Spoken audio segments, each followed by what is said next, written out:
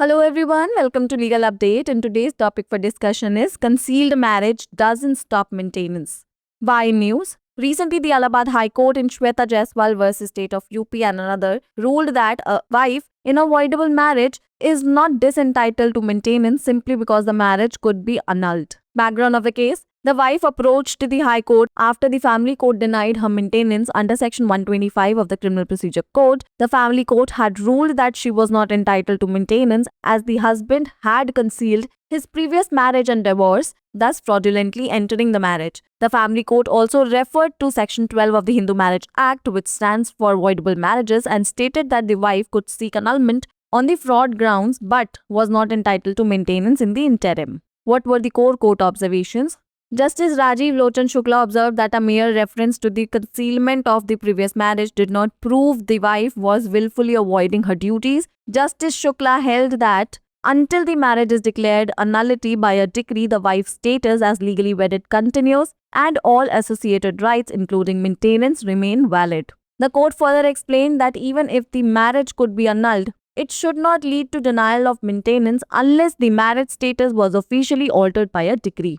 The court concluded that the family court's order denying maintenance was illegal and perverse as no decree of nullity had been passed. Provisions in bold are: first, Section 125 of the CRPC, which is a secular social justice provision allowing a magistrate to order maintenance for a wife, minor, children or parents who are unable to support themselves. The court can order a person to pay a monthly allowance if they neglect or refuse to maintain such family members. Second, Section 12 of the Hindu Marriage Act 1955, which deals with voidable marriages, which can be annulled by a decree of nullity by the court. It's the time for practice question. Can a wife in a voidable marriage be denied maintenance based on the possibility of annulment? Option A, yes, if the marriage is voidable. Option B, no, unless a decree of nullity is passed. Option C, yes, if the husband conceals his previous marriage. And option D, no, the wife is always entitled to maintenance. Pin down your answers in the comment section below.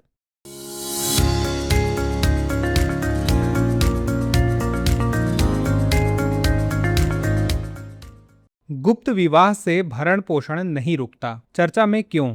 हाल ही में इलाहाबाद उच्च न्यायालय ने श्वेता जायसवाल बनाम उत्तर प्रदेश राज्य और अन्य मामले में फैसला सुनाया कि शून्यकरणीय विवाह में एक पत्नी को केवल इसलिए भरण पोषण से वंचित नहीं किया जा सकता क्योंकि विवाह को रद्द किया जा सकता है। मामले की पृष्ठभूमि: पारिवारिक न्यायालय द्वारा धारा 125 CRPC के तहत गुजारा भत्ता देने से इनकार करने के बाद पत्नी ने उच्च न्यायालय का दरवाजा खटखटाया। पारिवारिक न्यायालय ने फैसला सुनाया था कि वह भरण पोषण पाने की हकदार नहीं है क्योंकि पति ने अपनी पिछली शादी और तलाक की बात छुपाई थी और इस प्रकार धोखे से विवाह किया गया था। पारिवारिक न्यायालय ने हिंदू विवाह अधिनियम की धारा 12 शून्यकरणीय विवाह का भी हवाला दिया और कहा कि पत्नी धोखाधड़ी के आधार पर विवाह को रद्द करने की मांग कर सकती है, लेकिन अंतरिम अवधि में वह भरण पोषण पाने की हकदार नहीं है। न्यायालय की टिप्पणियां: न्यायमूर्ति राजीव लोचन शुक्ला ने कहा कि पिछली शादी को छिपाने का मात्र संदर्भ यह साबित नहीं करता कि पत्नी जानबूझकर अपने कर्तव्यों से बच रही थी। न्यायमूर्ति शुक्ला ने कहा कि जब तक विवाह को डिक्री द्वारा अमान्य घोषित नहीं किया जाता, तब तक पत्नी को कानूनी रूप से विवाहित होने की स्थिति बनी रहती है और भरण पोषण सहित सभी संबद्ध अधिकार वैध रहते हैं। न्यायालय ने आगे स्पष्ट किया कि भले ही विवाह को अमान्य घोषित किया जा सकता है, लेकिन इससे भरण पोषण से इनकार नहीं किया जाना चाहिए जब तक कि विवाह की स्थिति को आधिकारिक तौर पर डिक्री द्वारा बदल नहीं दिया जाता। न्यायालय ने निष्कर्ष निकाला कि भरण पोषण से इनकार करने वाला पारिवारिक न्यायालय का आदेश अवैध और विकृत था क्योंकि शून्यता का कोई आदेश पारित नहीं किया गया था। शामिल प्रावधान: CRPC की धारा 125 एक धर्मनिरपेक्ष सामाजिक न्याय प्रावधान है जो मजिस्ट्रेट को पत्नी, नाबालिग बच्चों या माता पिता के लिए भरण पोषण का आदेश देने की अनुमति देता है जो अपना भरण पोषण करने में असमर्थ हैं। अगर कोई व्यक्ति ऐसे परिवार के सदस्यों की उपेक्षा करता है या भरण पोषण करने से इनकार करता है तो अदालत उसे मासिक भत्ता देने का आदेश दे सकती है। हिंदू विवाह अधिनियम 1955 की धारा 12